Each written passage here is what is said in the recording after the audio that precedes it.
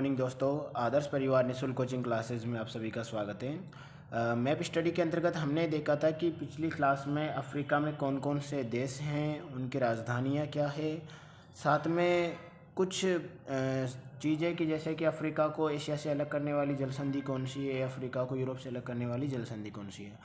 आज हम अफ्रीका के बारे में कुछ नई जानकारियाँ पढ़ेंगे, जैसे कि सबसे पहले कि अफ्रीका में खाड़ी या फिर समुद्र कौन से लगे हुए हैं, उनके बारे में हमारी सामान्य चर्चा रहेगी। इसके अलावा अफ्रीका की प्रमुख झीलें और कुछ अन्य द्वीपों के बारे में हम लोग चर्चा करेंगे।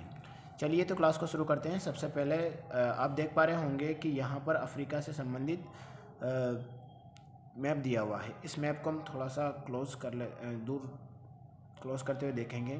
एक तरफ अफ्रीका के साउथ अटलांटिक ओशियन है और ईस्टर्न साइड में आप देखोगे कि इंडियन ओशियन है। दो विस्तृत जलीय क्षेत्र इसमें मौजूद है, यानी कि इसके पश्चिम में है अटलांटिक महासागर, इसके पूर्व में है हिंद महासागर, इंडियन ओशियन।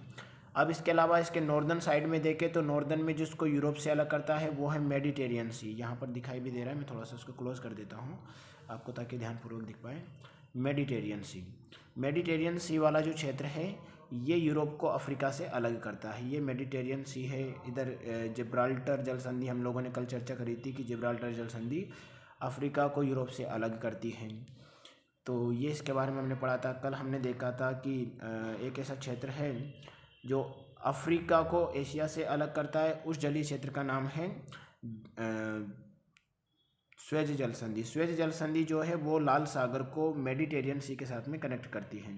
तो इन दोनों को जोड़ने के लिए जो जल संधि है वो यहाँ पर स्वेज कैनाल के माध्यम से बनाई गई जो है स्वेज जल संधि। ये मिस्र का सिनाया प्रायद्वीप वाले क्षेत्र से होकर ये गुजरती है। एक तरफ हम देखते हैं कि यहाँ पर एक और जल संधि हमें दिखाई देगी जिसको हम बोलते हैं बाब अल मंडेव जल संधि।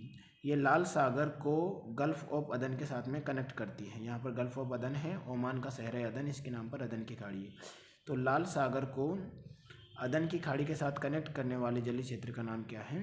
ये है बाब अल मंडेव जल संधि। तो ये सामान्य बेसिक हमारी चर्चा इस पर रही। इसके अलावा एक बड़ा जलीय क्षेत्र आपको यहाँ पर दिखाई दे रहा होगा जिसका नाम है गिनी की खाड़ी। गिनी बेसिन वाले क्षेत्र में यहाँ लिखा हुआ है गल्फ ऑफ गिनी, गिनी की खाड़ी। और गिनी की खाड़ी जो है यहाँ पर एक गिनी नामक देश है, इसी के नाम पर यहाँ पर इसका नाम पड़ा है गिनी की खाड़ी। अब थोड़ा सा नीचे चले जाते हैं तो नीचे हमें दिखाई देगा एक मोजाम्बिक चैनल।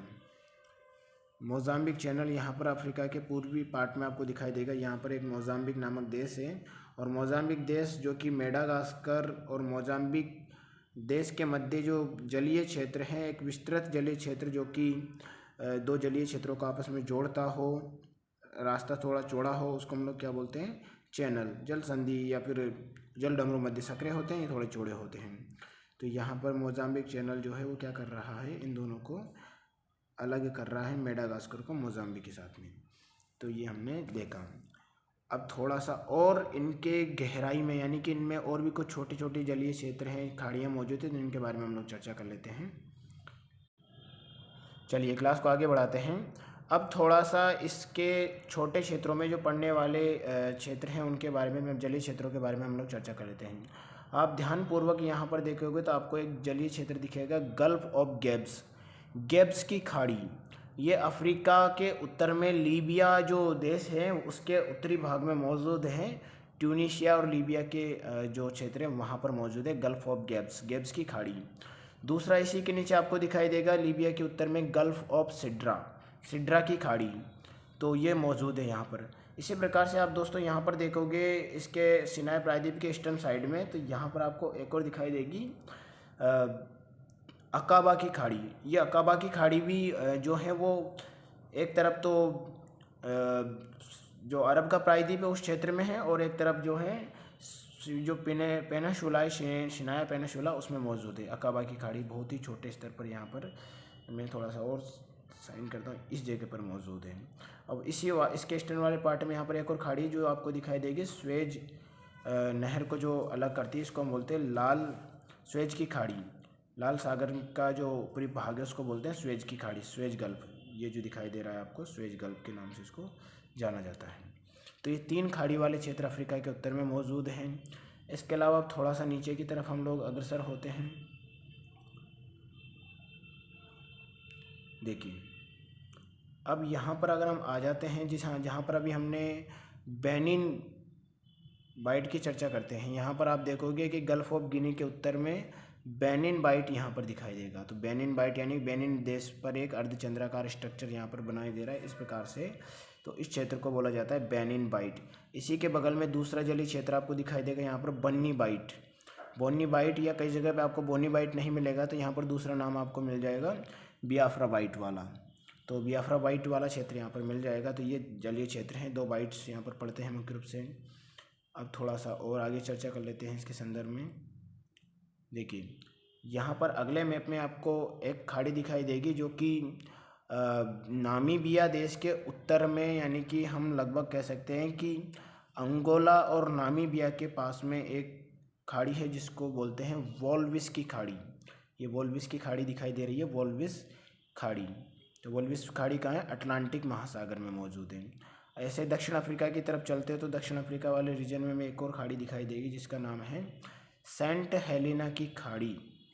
सेंट हेलेना की खाड़ी के नाम से इसको जाना जाता है। यह भी अफ्रीका के दक्षिण पश्चिम में मौजूद है, सेंट हेलेना की खाड़ी।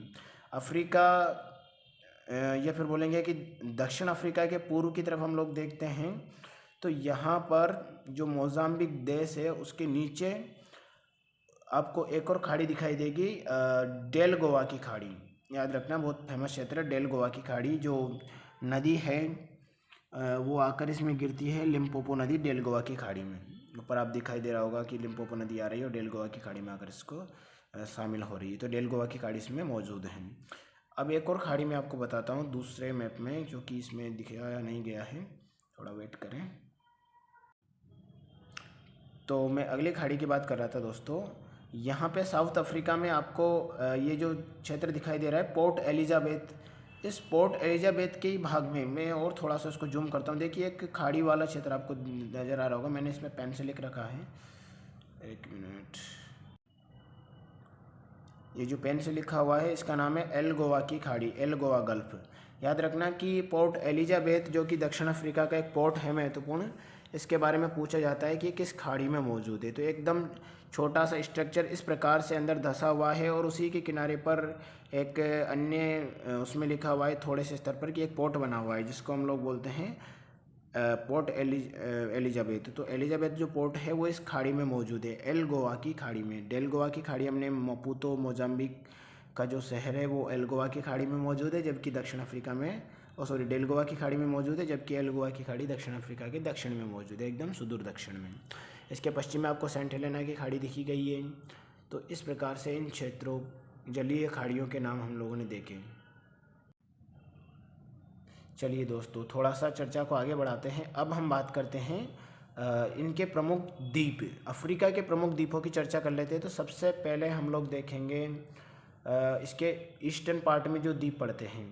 यहाँ पर एक द्वीप आपको दिखाई दे रहा होगा, ये सोकोत्रा द्वीप। वैसे ये यमन का भाग है जो कि एशिया में पड़ता है, लेकिन थोड़ा सा लोकेशन से हमें याद रहना चाहिए कि भाई सोकोत्रा द्वीप कहाँ पर मौजूद है। तो ये गल्फ ऑफ अदन के पूर्व में मौजूद है, अफ्रीका के पूर्व में। ये यमन का भाग है, एशियाई देश है यमन। अब थोड़ा सा नीचे आ जाते हैं हम लोग। यहाँ पर आपको 2 द्वीप बहुत महत्वपूर्ण रूप से पढ़ने हैं। एक को आपको दिख रहा होगा पेम्बा द्वीप, पेम्बा आइलैंड, और नीचे ही आपको दिख रहा होगा जंजीबार आइलैंड। ये तंजानिया के 2 द्वीप हैं, पेम्बा और जंजीबार। और दोनों की विशेषता क्या है कि जो पेम्बा आइलैंड है वो लौंग द्वीप के नाम से जाना जाता है। यहाँ पर लौंग का उत्पादन बड़ी मात्रा में किया जाता है, लगभग 90% जो है तंजानिया की लौंग यहाँ पर उत्पादित होती है। इसके अलावा जंजीबार में भी लौंग का उत्पादन बड़े पैमाने पर किया जाता है। तो जंजीबार भी इसके लिए फेमस है। और ये दोनों याद रखना, दोनों ही कहाँ पड़ते हैं, ये अफ्रीका के तंजानिया नामक देश के पूर्व में पड़ते हैं, यानी कि इसका भाग नहीं पे है। एक माफिया आइलैंड है इसके नीचे, लेकिन ये थोड़ा इतना ज़्यादा फेमस नहीं है माफिया। अब पूर्व की तरफ आप देखोगे एक देश दिखाई देगा आपको, सेशेल्स। सेशेल्स एक द्वीपीय देश है अफ्रीका का, जो कि विक्टोरिया जिसकी कैपिटल और छोटे छोटे द्वीपीय समूह में ये विभाजित हैं।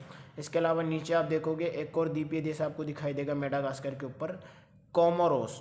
मोरोनी जिसकी कैपिटल है, कोमोरोस। ये भी एक द्वीपीय देश है और महत्वपूर्ण है, अफ्रीका के पूर्व में मौजूद द्वीप है। इसके अलावा द मोस्ट इम्पोर्टेंट यानी विश्व का 4th लार्जेस्ट जो आइलैंड है वह कौन सा है? Madagascar island. मेडागास्कर आइलैंड की ये विशेषता है कि ये विश्व का 4था सबसे बड़ा द्वीप है, जबकि हिंद महासागर का सबसे बड़ा द्वीप है। हम लोग देखेंगे सबसे बड़ा जो द्वीप है वो कौन सा है? ग्रीनलैंड है, फिर उसके बाद में बोर्नियो है, फिर न्यू गिनी है, उसके बाद में जाकर मेडागास्कर का नाम 4था आता है। लेकिन हिंद महासागर का सबसे बड़ा द्वीप है ये मेडागास्कर। इसके अलावा मेडागास्कर देश भी इसी के नाम पर पड़ा हुआ है, मालागासी भी जिसको कहा जाता है, याद रखना है। अब इसके पूर्व में आप देखोगे कि एक और द्वीप यहाँ पर दिखाई देगा। यहाँ पर फ्रांस का एक द्वीप है रियूनियन, इस पर फ्रांस का कब्जा है। इसी के ऊपर आपको एक और देश दिखाई देगा जिसका नाम है मॉरिशस। मॉरिशस जिसकी पोर्ट लुइस कैपिटल है, तो मॉरिशस इसके पूर्व में पड़ने वाला देश है। तो फ्रांस का रियूनियन द्वीप काफ़ी महत्वपूर्ण है, क्योंकि फ्रांस हिंद महासागर में अपनी चहलकदमी बढ़ाए रखने के लिए इस क्षेत्र पर अपना नियंत्रण बनाए रखता है। तो ये इसका प्रमुख महत्वपूर्ण द्वीप हो गया। ये प्रमुख इसके महत्वपूर्ण द्वीप थे अफ्रीका महाद्वीप के। इसके अलावा आप देखोगे कि इतने ज़्यादा महत्वपूर्ण द्वीप इसमें पश्चिम में उतने ज़्यादा नहीं हैं।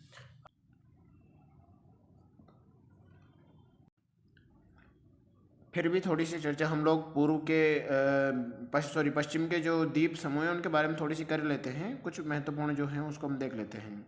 आपको एक कोष्टक दिया होगा, एक बड़ा सा बॉक्स दिया होगा। इस बॉक्स में आप देख पा रहे होंगे केप वर्डे नाम इसका दिया हुआ है, और इसमें कुछ द्वीपों के नाम दिए हुए हैं। जैसे कि मैं आपको बताऊं, एक दिया हुआ है यहाँ पर सबसे ऊपर सेंटो अंताओ, फिर उसके नीचे दिया हुआ है सेंटो विसेंटे, अगला है साओ निकोलाओ। ये 3 द्वीप फिर नीचे दिया हुआ है, आप देखोगे साल है, बाओ विस्ता है, मायो है ये, और थोड़े प्राइरा नाम का जो फोगो क्षेत्र है वो भी यहाँ पर मौजूद है। तो इनके लोकेशन कहाँ है? लोकेशन आप ध्यानपूर्वक देखिएगा। अफ्रीका के पश्चिम में हम देखेंगे यहाँ पर एक गाम्बिया नामक जो देश है उसके पूर्व में, यानी कि जो सेनेगल है इसके ईस्ट एकदम पश्चिम वाले पार्ट में आप देखोगे यहाँ पर इनकी लोकेशन दिखाई दे जाएगी, छोटे छोटे द्वीपों के रूप में मौजूद है।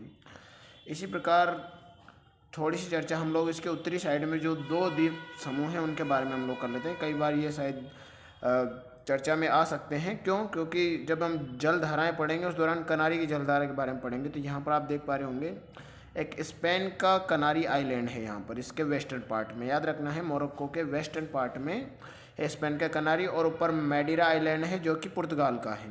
तो 2 आइलैंड के बारे में, आइलैंड समूह के बारे में हम लोग यहाँ पर याद रखना है पश्चिम के। ये महत्वपूर्ण इनके द्वीप थे, और भी हैं, ऐसा नहीं है, बहुत सारे द्वीप है, लेकिन जो कुछ चर्चा में रहते हैं या फिर कुछ महत्वपूर्ण होते हैं वो थोड़े हमें ध्यान से रखना है। ऐसे बहुत सारे द्वीप हम पढ़ते पढ़ते परेशान हो जाएंगे, तो हमें याद रखना है ये महत्वपूर्ण द्वीप थे अफ्रीका के।